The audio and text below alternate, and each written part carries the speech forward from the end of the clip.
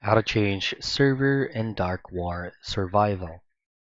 First things first is, of course, before you launch the application, make sure that you're currently running the latest version of the app by heading out to wherever you've downloaded the application to. Now launch the application and make sure that you're logged into the account where you would like the server to be changed.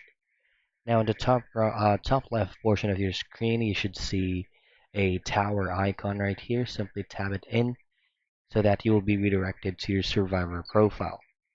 Now take note that before you can change servers to Dark War Survival, make sure that you already binded your account by using your any available email addresses out there.